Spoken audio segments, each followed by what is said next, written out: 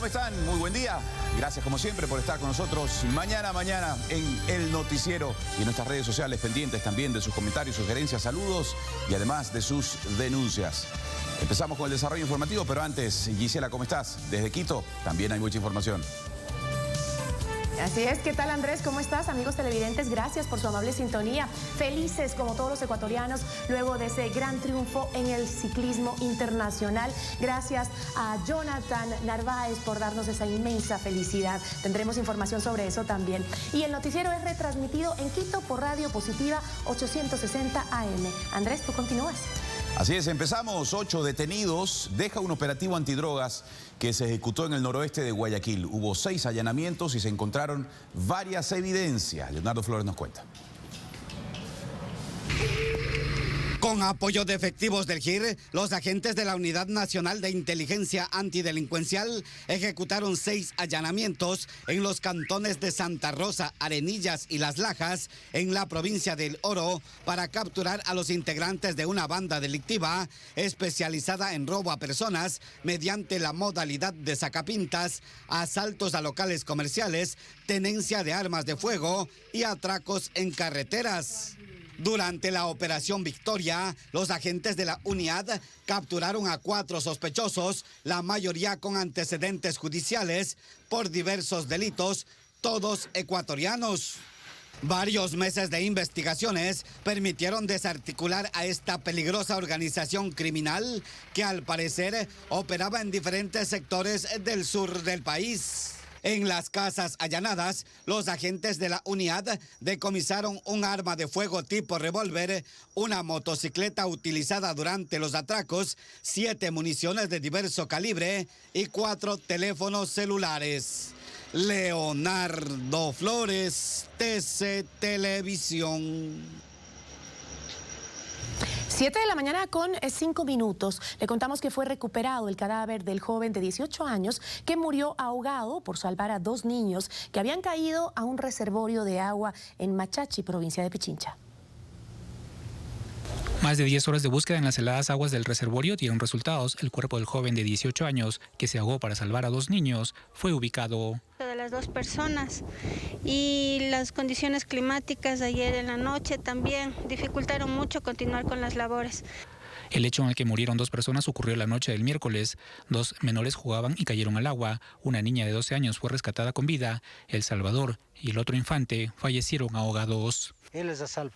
Y por ir a rescatarle al niño que estaba adentro todavía, se congela aquí en el agua. Los moradores piden ayuda para acercar el perímetro y evitar así que más personas caigan al agua. Les pedimos a las demás personas que quieran ingresar acá al páramo, tengan mucho cuidado con los niños. Uno no se les dice de gana de malos. Para que los trabajos de búsqueda y rescate culminen con éxito, fue necesario drenar el reservorio para poder hallar el cuerpo. Fernando Escurra, TC Televisión. Mucha atención y cuidado en ese sector entonces. Y un hombre se encuentra desaparecido luego de haber sido arrastrado por el río Aguarico en la provincia de Sucumbíos. Rescatistas de varias instituciones trabajan ahora en su búsqueda. Rescatistas peinan las aguas del río Aguarico en Sucumbíos buscando el cuerpo de Javi Perlaza, que está desaparecido desde el pasado domingo. Junto a un amigo intentó cruzarlo, sin embargo, nunca llegó a la otra orilla y se perdió en medio de la corriente. La verdad es que la corriente estaba un poco fuerte. Del hecho, se avisó al ECO 911, que dio la alerta a sus instituciones de primera respuesta, que movilizaron a rescatistas bomberos del Grupo de Operaciones de Emergencia GOE de la Policía, como militares, para que realicen su búsqueda, sin que aún hayan podido localizar el cuerpo. Tenemos en cuenta que este río no facilita, no da las facilidades para hacer un buceo como se debería hacer. A pasar por la corriente. A pesar que las condiciones climáticas han sido buenas, lo que ha hecho que el nivel de las aguas esté bajo, por las propias características de un río caudaloso, la misión no es nada fácil. Un rastrillo. Sí, para irnos con la embarcación hasta allá, regresar a hacer una especie de barrido. El operativo está activado y seguirá hasta encontrar a la víctima. Reportó Gustavo Cobo, TC Televisión. 7 de la mañana con 7 minutos. Recientes operativos ejecutados en varias provincias del país dejan como resultado 9 detenidos. Además, el decomiso de $500,000 falsos y 5 toneladas de precursores químicos para procesar droga. La organización reclutaba pilotos y contrataban las aeronaves para el envío de droga mediante vuelos que hacían escala en Venezuela y Colombia para luego ingresar a nuestro país, desde donde era llevado a su destino final. Hasta propiedades utilizadas como centros de acopio temporal y finalmente trasladados hasta las pistas aéreas ubicadas en la provincia de Los Ríos. Mientras que en Pichincha se incautaron 5 toneladas de bicarbonato de sodio usados para la elaboración y purificación de cocaína.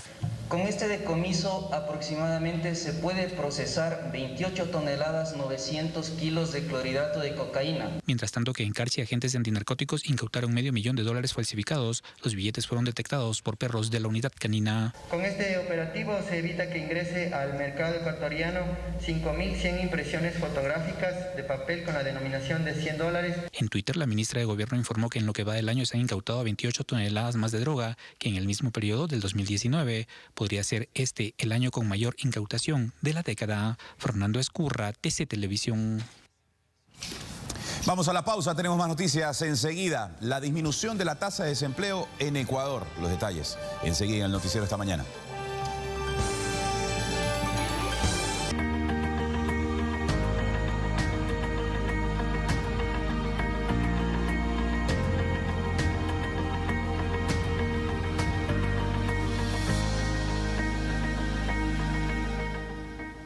Revisamos datos realmente alentadores. La cifra de desempleo, que en mayo y junio se ubicó en el 13.3%, bajó al 6.6% en septiembre, según datos del INEC. Es decir, el desempleo ha caído a la mitad. Dato positivo en medio de esta pandemia. Juan Pablo Ruiz nos amplía la información. De acuerdo al último informe del INEC, el desempleo para mayo y junio de este año se ubicó en 13.3% y para septiembre la cifra se redujo al 6.6%. No obstante, al comparar septiembre 2019, el desempleo estaba en 4.9%. Sin embargo, este año se ubicó en 6.6%. La Secretaría General de Comunicación de la Presidencia.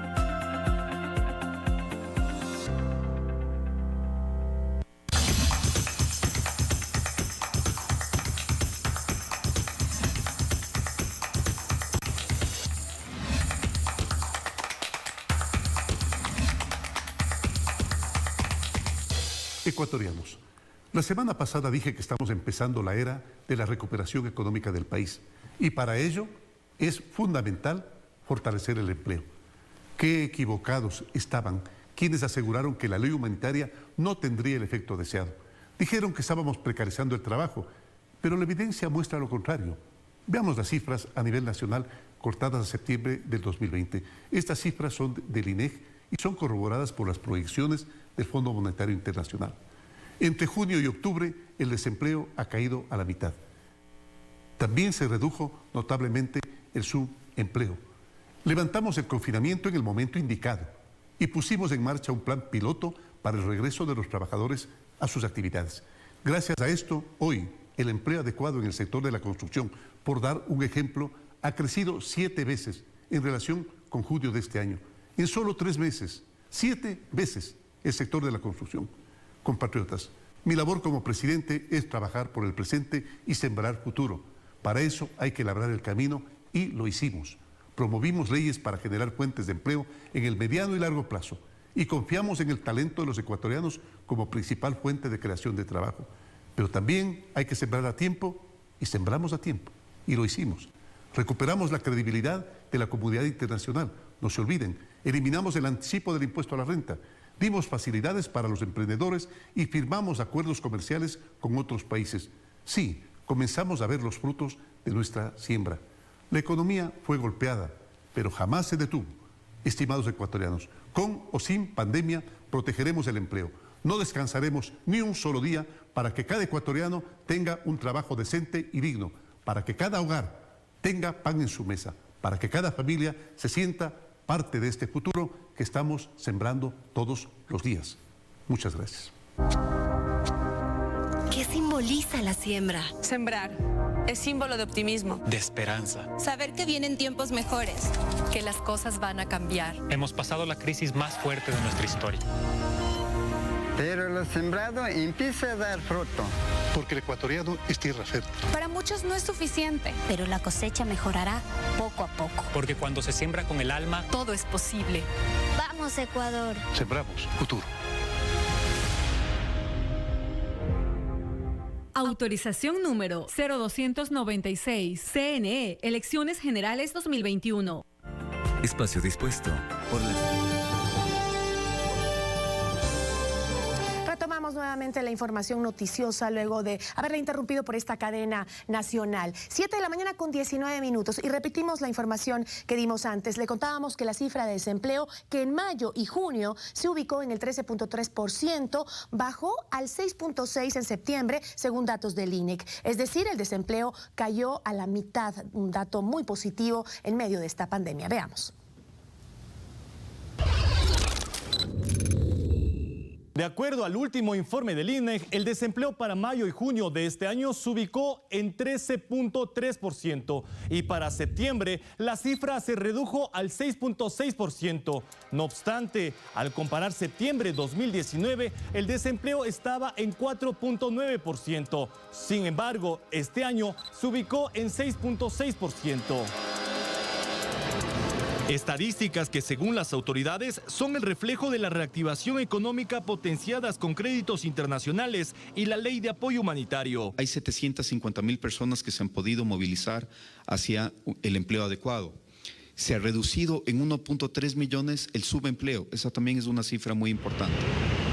La encuesta nacional de empleo, desempleo y subempleo se realizó en las calles preguntando la situación laboral de los ecuatorianos. Los resultados obtenidos a septiembre por el INEC señalan que el empleo adecuado se ubica en 32.1%, el subempleo en 23.4%, otro empleo no pleno en 26.3% y empleo no remunerado en 10.8%. El salario promedio del ecuatoriano ha subido en relación a junio a la fecha, de $180 en promedio a 310. Es decir, estamos en camino a situarnos en las cifras prepandemia. Y con el 13.3%, el sector de la construcción refleja un mayor aporte laboral, seguido de servicios y manufactura. Privilegio para nosotros, porque ya que hay muchas personas, muchas empresas que están despidiendo personal. Es muy triste y eso yo creo que todos estamos muy contentos, agradecidos.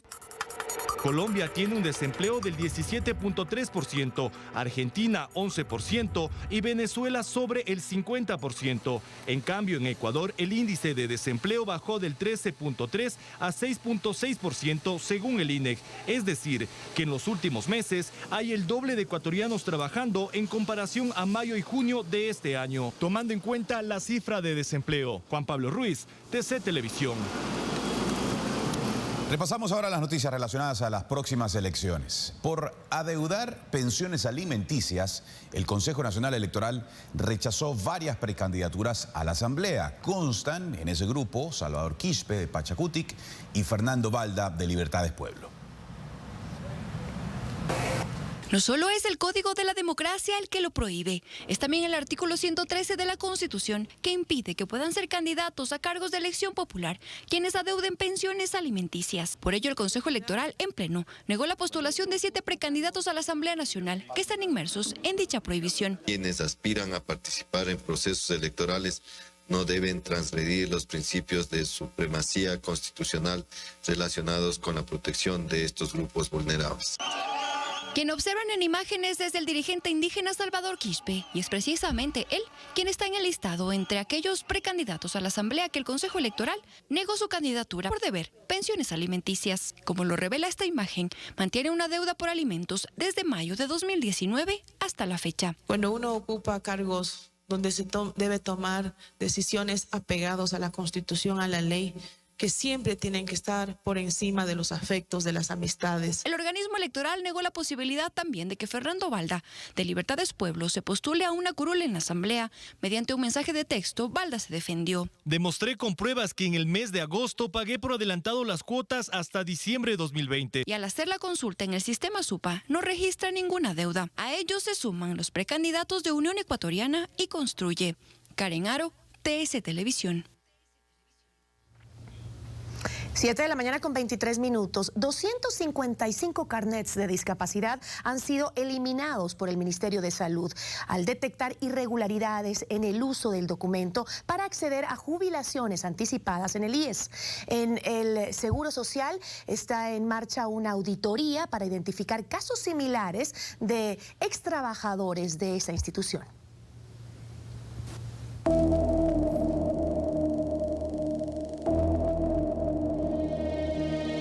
La investigación por la entrega y acceso a carnés de discapacidad con supuestas irregularidades continúa. En el IES recibieron la notificación de que 255 carnés de discapacidad de afiliados vinculados con jubilaciones anticipadas presentaron irregularidades. Nosotros hemos suspendido la jubilación anticipada, etcétera, a quienes el Ministerio de Salud Pública les eliminó el carnet. Si es que es declarado el carnet fraudulento por el Ministerio de Salud, nosotros no podemos dar las ventajas, beneficios que te da el carnet.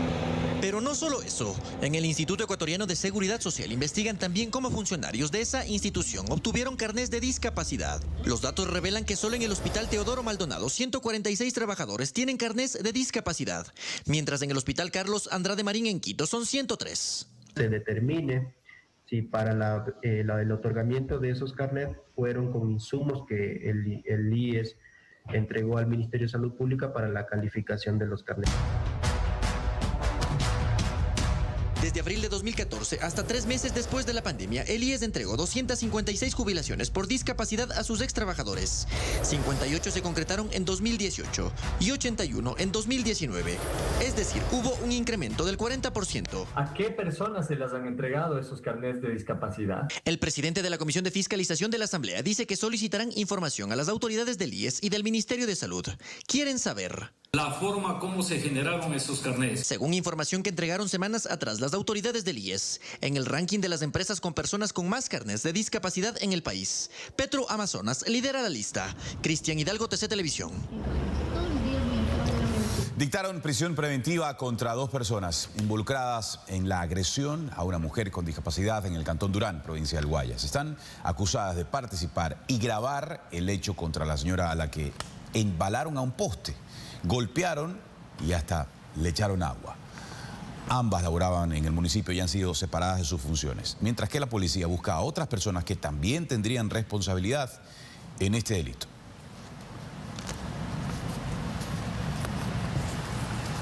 Vamos a hacer una pausa en la información, pero cuando regresemos hablaremos del caso Singue, en donde se perjudicó al Estado con 28 millones de dólares. Ya volvemos.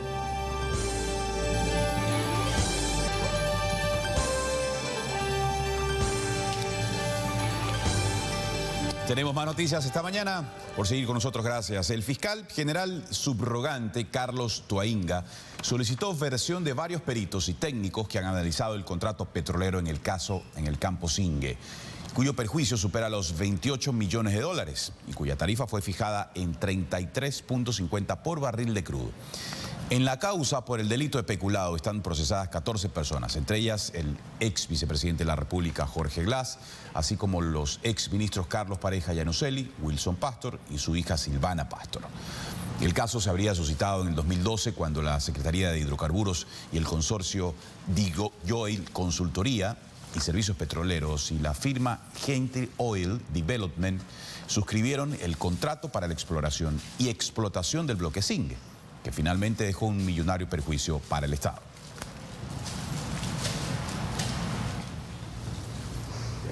El expresidente de la República, Yamil Mahuad, considera que la sentencia en su contra es una barbaridad. Una vez conocida la decisión del Tribunal Penal, cuyos jueces negaron el último recurso legal, el tribunal ratificó así la sentencia de 8 años de prisión en su contra, que inicialmente era de 12 años por denuncias de corrupción durante su gobierno. Los magistrados argumentaron que Mahuad Huit no justificó conforme a derecho sus argumentos. De esta forma, el fallo vuelve al órgano jurisdiccional del origen. Bueno, compartimos ahora una información que preocupa, pero también debemos mantener alerta toda la comunidad, porque el coronavirus registra más contagios y muertes en el país, principalmente en Guayaquil. Según el Ministerio de Salud, más de 12.000 personas han muerto en varias de las provincias a lo largo de la emergencia, pero en las últimas semanas se ha evidenciado en la población un relajamiento de las normas de bioseguridad, lo que podría regresar al semáforo en rojo en algunas ciudades. Hay preocupación en las autoridades de salud porque hasta el 30 de septiembre fallecían semanalmente 6 pacientes por COVID-19. Entrado este mes la cifra varió, ya que en promedio de 8 personas mueren a diario en Guayaquil. El Ministerio de Salud Pública recordó que desde febrero en que se inició la pandemia, más de 12.000 personas fallecieron. Guayas encabeza la cifra, seguida de Pichincha, Manabí, El Oro y Los Ríos. Lo que estamos viendo ahora es un gran número de personas jóvenes infectadas, con una intensidad de leve a moderada, pero están ingresando a las terapias intensivas, a las UCI de los hospitales públicos y clínicas privadas, un número importante de pacientes añosos con comorbilidades que son los que tienen menos probabilidades de resistir con éxito esta enfermedad. Según un balance del Ministerio de Salud Pública, hay a la fecha a nivel nacional más de 150.000 casos desde que se decretó la emergencia sanitaria por el nuevo coronavirus. El boletín resalta que Pichincha tiene la mayor cantidad de infectados, el 31%, esto es 47.921. De ellos, el 91% se concentra en Quito. Luego le sigue Guayas con el 14%, Manabí con el 6.8%, Azuay con el 6.5%, además El Oro con el 4%. Esto es algo que se esperaba venir. Tú ves que en Europa, como ya empezaron a haber restricciones en París, en Inglaterra, en Londres, en España, Madrid, y lo mismo nos va a pasar acá, en el momento en que haya más sociabilización, en el momento en que la gente se movilice un poco más, de una u otra manera, no hay una corresponsabilidad completa de la ciudadanía de permanentemente utilizar la mascarilla, es un riesgo que obviamente nos exponemos. UCI 100%, están entre el 95 y el 100%. La capacidad de hospitalización de casos moderados, sí está, hay bastantes camas disponibles, digamos que están un 50%, 60% ocupadas. Tenemos un 40%, que es un buen número de camas disponibles para atender a estos pacientes que se están infectando y que no sean leves, sino que sean moderados, ¿no? El 14 de septiembre el gobierno levantó el estado de excepción. Sin embargo, se observa en la población un relajamiento en el uso de la mascarilla y el distanciamiento social, medidas que fueron vitales para evitar la propagación del virus, por lo que resulta importante que se mantenga el autocuidado para que ni el país ni Guayaquil retornen a un semáforo rojo. Nicole Khalil, TESA Televisión. Que Dios le bendiga. 7 de la mañana con 37 minutos. Decenas de médicos que laboraron durante la pandemia en el hospital de la policía de Guayaquil reclaman sus sueldos. Los profesionales esperan que las autoridades solucionen el problema lo más pronto posible. Winston Argandoña es médico general y relata cuán complejos fueron sus días de trabajo durante el pico de la pandemia. Llegaban hasta 200 pacientes al día. Laboró en el Hospital de la Policía número 2 de Guayaquil desde marzo hasta junio y aún no recibe su pago. Él es uno de los 64 médicos que espera su remuneración por parte de la Casa de Salud.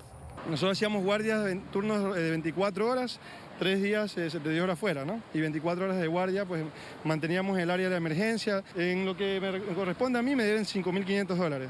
Como no había personal administrativo en aquel momento, los contratos fueron verbales. Su soporte es un acta de liquidación. Bueno, a mí me deben aproximadamente $2.000. justamente en los meses trabajados. Con el abogado de la institución, dicho abogado hizo referencia a que no pueden cancelar los haberes porque no hay un contrato alguno. 27 de los perjudicados interpusieron una acción de protección ante un juez. Quisimos hablar con un representante del Hospital de la Policía, pero nos comentaron que no contaban todavía con autorización para dar declaraciones.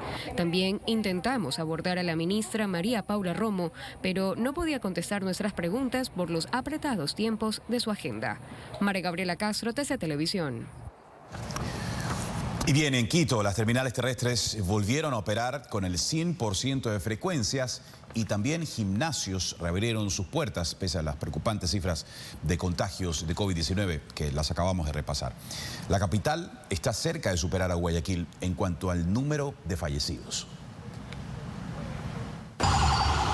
De a poco en Quito se retoman actividades que estaban suspendidas para evitar la propagación del nuevo coronavirus. El miércoles el municipio aprobó la apertura de gimnasios. Una vez que se corrió el plan piloto y con resultados positivos. Por su parte, la Agencia Nacional de Tránsito autorizó que el transporte interprovincial opere al 100% de sus frecuencias con un aforo del 75% en las unidades. Tenemos que seguir reactivando nuestras actividades. Esto preocupa a expertos en epidemiología, ya que Quito registra el mayor número de aglomeraciones y contagios de COVID-19 en el país y está a poco de superar a Guayaquil en el número de muertos por la enfermedad, con más de 1.700 decesos. Tenemos que prepararnos para que se mantenga el número de personas infectadas.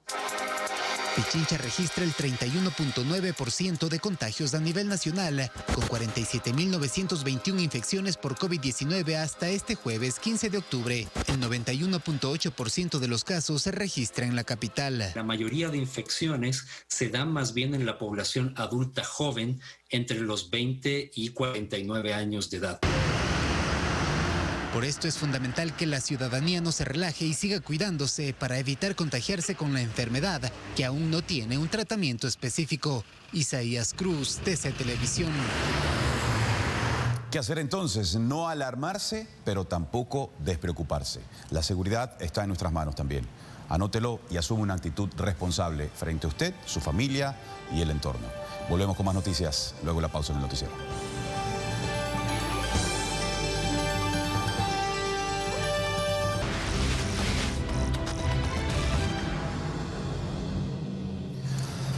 El noticiero se renueva y evoluciona. Nuestro equipo periodístico ha creado El Informante. El Informante es un programa de investigación que TC Televisión estrena este domingo 18 de octubre a las 21 horas. Revelaciones, contexto y análisis. Análisis de los hechos más relevantes de Ecuador. El signo del Informante es su corte monográfico, es decir, un mismo tema tratado en profundidad con varias aristas, con voces disímiles que no disienten o eventualmente no. Aquí un extracto de algunas imágenes del primer programa del Informante, dedicado al primer aniversario de las violentas protestas de octubre del 2019 en Ecuador.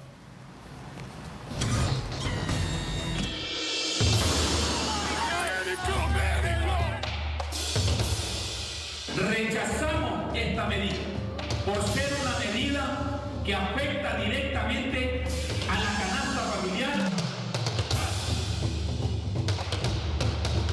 Esto mientras los saqueos en sectores de Quito y Guayaquil llenaban de temor a barrios enteros. Dios mío, santo, menos un poco de gente, Padre Santo.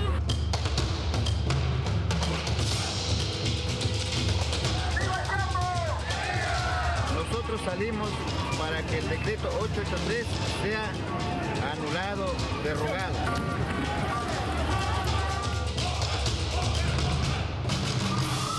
Una jugada estratégica trasladó la sede de gobierno a Guayaquil. El trasladado a la ciudad de Guayaquil y el trasladado a la sede del gobierno a esta querida ciudad. No haga burla con el movimiento indígena. No fue una protesta cualquiera. El Ecuador ha vivido momentos de tensiones sociales. Ahí creemos que hubo grupos violentos, entrenados, organizados y desde lo político, principalmente el correísmo. ¡Lo mataron! ¡Lo mataron! Por eso estamos diciendo, compañeros, octubre vive, octubre volverá. Estos son algunos de los testimonios, algunas de las imágenes de nuestro primer programa. El Informante ahondará este domingo en 4 aristas de esa revuelta de Octubre Rojo. La anarquía, el oportunismo político, una justicia casi ausente un año después, sin sanciones a los responsables, incluso de la quema del edificio de la Contraloría General del Estado. Y sobre todo el golpe a la economía. ¿Cuánto fue el costo de 11 días de protestas? Un adelanto de lo que veremos el domingo a las 21 horas en El Informante.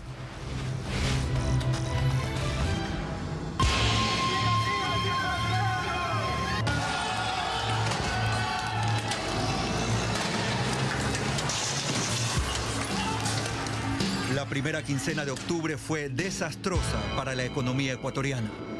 Nos dicen que son más de 1.200 millones de dólares en pérdidas, porque tienes que cuantificar que una cosa es el vandalismo, el daño patrimonial, locales comerciales que fueron destruidos, así también como edificios públicos. Pero otra cosa es la pérdida de la venta del día y muchos negocios que se venden, pensemos en restaurantes. Me dejan prácticamente en la calle, me dejan en la ruina porque no tengo, ustedes pueden ver, todo está destruido. Sufre unas protestas de 15 días que terminaron con la quema de la Contraloría, la toma de instituciones públicas. Entonces, claramente eso también afecta a la imagen del Ecuador como un destino importante para las inversiones. En 11 días de protestas se pudo cubrir el presupuesto de todo un año de la Policía Nacional, que alcanzaba los 1.100 millones de dólares, o buena parte del monto destinado a la Defensa Nacional, que llega a 1.300 millones de dólares. O el rubro anual para los bonos y programas sociales que benefician a 300.000 personas de escasos recursos y que superan los 1.000 millones de dólares. Un octubre oscuro, negro dicen muchos, pero sin duda con cifras en un intenso rojo.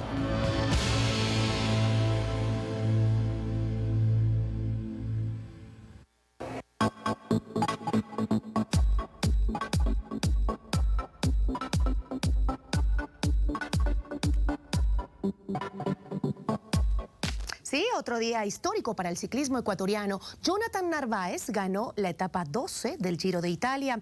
En la clasificación general, el latinoamericano es el mejor ubicado.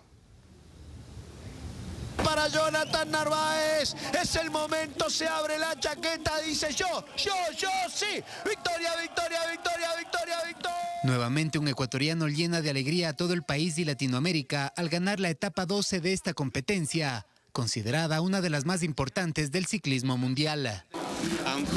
Estoy feliz porque he trabajado muy duro para venir aquí al Giro. Este es el momento en el que el ciclista de la provincia de Sucumbíos toma la delantera en el kilómetro 30 para posteriormente llegar en solitario al final de la carrera. Narváez es el tercer ecuatoriano en alcanzar una victoria en el Giro de Italia. Jonathan Caicedo, sí. Jonathan Caicedo, sí. El pasado 5 de octubre, el carchense Jonathan Caicedo ganó la tercera etapa de esta competencia. Pero el primero fue Richard Carapaz. En 2018 ganó una etapa y en 2019 se coronó como campeón. En su cuenta de Twitter envió un mensaje a Narváez tras la victoria alcanzada. Ahora Italia es como correr en casa. Grande Jonathan Narváez, te lo mereces. Disfruta de esta gran victoria. Para la ciudadanía en esta época de pandemia, los triunfos de los deportistas ecuatorianos son los que llenan de alegría. Hasta la selección fue recientemente la otra alegría. El deporte nos da mucha alegría a los ecuatorianos. Medios internacionales también destacaron el triunfo ecuatoriano. A celebrar Ecuador, a celebrar Latinoamérica. Jonathan Narváez ganó la etapa 12 del Giro. La primera victoria en una grande para él. Incluso el presidente de la República, Lenín Moreno, felicitó al compatriota. Gracias por hacer historia en las rutas del ciclismo internacional y dejar el nombre del Ecuador en lo más alto. Victoria para Ecuador, victoria para Latinoamérica, victoria para... Con este triunfo, Jonathan Narváez se ubica como el mejor ciclista latinoamericano en el puesto 30 de la competencia, cuando aún faltan 3 etapas por correr. Isaías Cruz, TC Televisión. Gran ejemplo de perseverancia, de esfuerzo, y también han dejado muy en alto el nombre de Ecuador a nivel mundial. Bien, vamos a otros temas. Vamos a la parroquia La Aurora ahora, en Daule, antes de ingresar a la etapa Esmeraldas en la urbanización La Joya, que un sujeto armado pide inmovilizar un vehículo. Vean ustedes, este sujeto apunta al conductor pidiéndole que le entregue todas sus pertenencias. Este tráfico que se evidencia por el nuevo desvío de salida hacia la avenida León Febres Cordero, provoca también el detenimiento de muchos autos y es aprovechada esta situación por los delincuentes como este, quien a propósito ha sido identificado presuntamente en otros lugares de la ciudad de Guayaquil, como en el centro de la ciudad. Ya la policía ha identificado este modus operandi y estas acciones delictuales para ponerlo tras las rejas. Les tendremos, por supuesto, datos de estos atracos, los resultados y las tareas policiales en instantes en el noticiero. Y ese mismo sujeto que vieron en la pantalla es quien, armado también, asaltó a un conductor en el centro de Guayaquil. Sucedió a las 10 horas de este jueves, cuando esperaba la circulación del tránsito en las calles Boyacá y Luque. Los sujetos, que eran varios, emprendieron la fuga, pero policías en moto iniciaron la persecución para dar con los atracadores. Miren ustedes ahí la imagen. Es el nuevo sistema de atracar en las calles mientras esperamos el semáforo.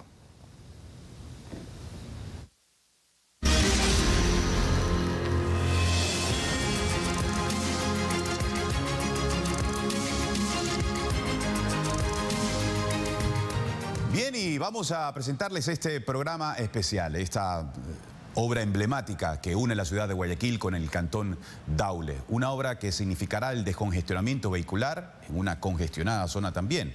El aporte nos lo resume Jorge Rendón ahora.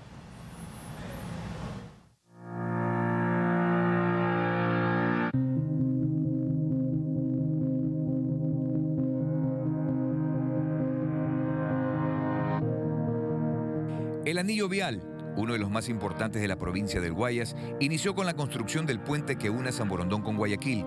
Permitió el descongestionamiento del tránsito vehicular que generaba en el puente de la Unidad Nacional, en las vías Pedro Menéndez y Plaza Dañín. Este clamor ciudadano también provenía de residentes de la vía Daule, conformada por 96 ciudadelas y urbanizaciones con 150.000 habitantes.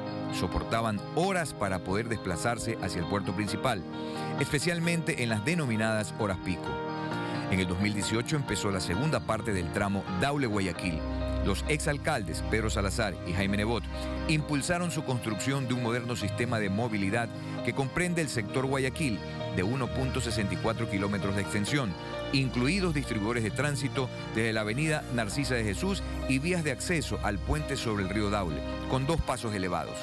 Esta es una solución vial integral, en el que indudablemente se beneficia Daule y Guayaquil, este puente de 55 pilotes, es decir, 11 ejes de 5 pilotes cada eje. La estructura es de estructura metálica, obviamente va un pavimento rígido y sobre él va el asfalto. El puente sobre el río Daule tiene 540 metros de largo, 26.60 metros de ancho, 4 carriles de circulación, ciclovías en ambos lados y bandas de protección. Es decir, que cuando hay algún defecto mecánico, o Dios no quiera se presente algún accidente, y no se vea comprometido el flujo de estos 2 carriles de ida y de venida, los vehículos pueden estacionarse en estos costados. Dentro del macroproyecto está el sector de La Joya, con distribuidor que conecta el puente directamente con la urbanización. Además, intersección a desnivel mediante viaducto de 168 metros de extensión. Le vamos a dar una fluidez continua a la León Febres Cordero, ¿no? Le vamos a dar una fluidez continua porque ya no vamos a paralizar el tráfico, ya que las personas que viven en el conjunto residencial Joya, Villa Club, Villa del Rey y todos estos sistemas de urbanizaciones van a tener un acceso directo hacia sus viviendas y ya no van a tener que esperar los largos tiempos de congestionamiento. La propuesta integral vial se la puede recorrer tranquilamente en unos 4 o 3 minutos. ¿Ya? No más de eso. Lo que en otras ocasiones, si tomamos otras vías alternas, es decir, las actuales, previas a la entrega de esta obra, nos está llevando siquiera al mismo destino unos 30-35 minutos. Ahora existen 4 accesos que la gente ya tiene de fácil elección para ir a los diferentes lugares de los 3 cantones que nos unen, como Durán, San Borondón, Daule, Guayaquil. La inversión es de $60 millones dentro de un convenio interinstitucional entre ambos municipios, donde cada uno asumió su rubro económico.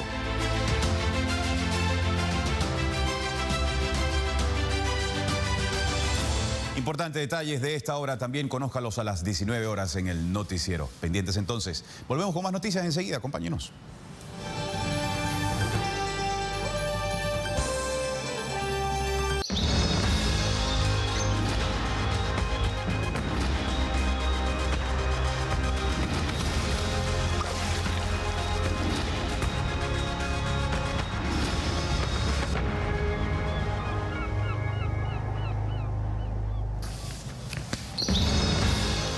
Y a pocos minutos de la capital bananera del mundo, Machala, encontramos un cantón con muchísima riqueza natural.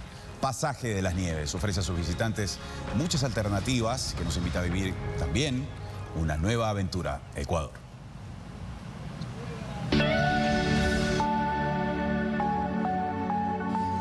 También conocido como Pasaje de las Nieves, este cantón orense es un referente de ese histórico boom bananero. Está lleno de escenarios que destacan el esfuerzo y el trabajo de su gente, que diariamente recorre verdes senderos para impulsar la economía. La riqueza de esta tierra proviene de sus tradiciones agrícolas, las cuales han hecho de Pasaje una fuente de vida, trabajo y desarrollo. Desarrollo motivado por la exportación de banano, pero también por la producción cacaotera. Su gastronomía tiene su propio espacio. La pureza de su entorno crea un ambiente ideal para la recreación, para admirar la naturaleza. Descubre cada rincón de Pasaje, donde su flora y fauna se fusionan con la belleza para brindarnos un paisaje mágico. Y que conquistan las miradas, los sentidos. El lugar obviamente es un lugar muy interesante, ¿no es cierto?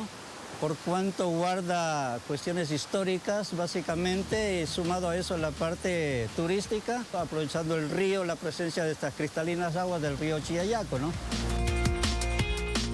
Las rutas turísticas en esta localidad son diversas, para todos los gustos. A pocos minutos de Machala podremos encontrar atractivos naturales como es esta roca gigante, un mirador natural con el nombre Huayna Rumi, perteneciente a la parroquia Uscurrumi del Cantón Pasaje.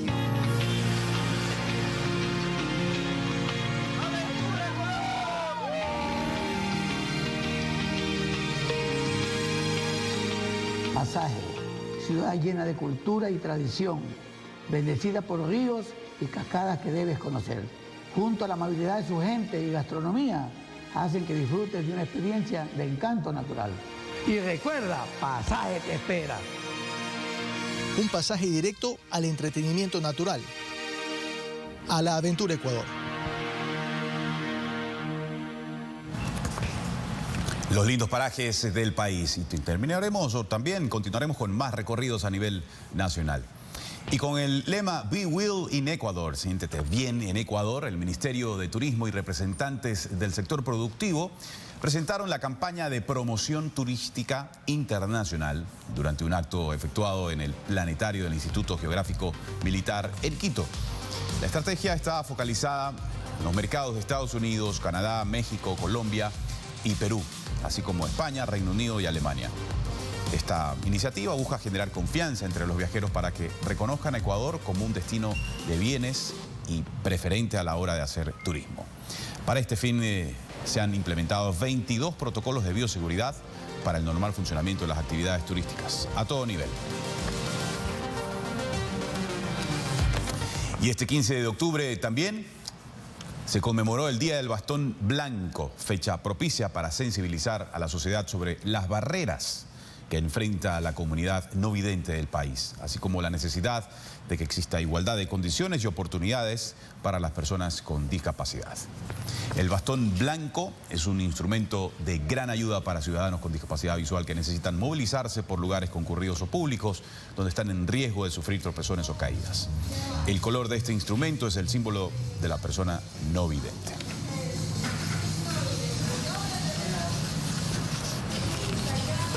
A apoyar esta iniciativa también. Y agentes de tránsito de Ambato atendieron un parto en una camioneta. El bebé y la madre se encuentran en buen estado. Debido al avanzado estado de gestación, los familiares y la embarazada decidieron ir al hospital por sus propios medios. Sin embargo, a mitad de camino comenzaron las labores de parto. Desde el Sistema Integrado de Seguridad EQ 911 se coordinó el envío de paramédicos y personal especializado. Los primeros en llegar fueron agentes de tránsito que, siguiendo instrucciones a través del teléfono, atendieron la emergencia. A un costado de la avenida Bolivariana, en Ambato, provincia de Tungurahua, un nuevo ser vino al mundo en excelentes condiciones de salud. La madre de 29 años y el neonato de sexo masculino fueron llevados al hospital más cercano, donde fueron estabilizados. No, está saliendo. Ya salí. Papá. Este nacimiento se da a pocos días de otro que atendieron policías en el cantón Pedro Vicente Maldonado, en Pichincha. Ahí manténgale. Fernando Escurra, TC Televisión.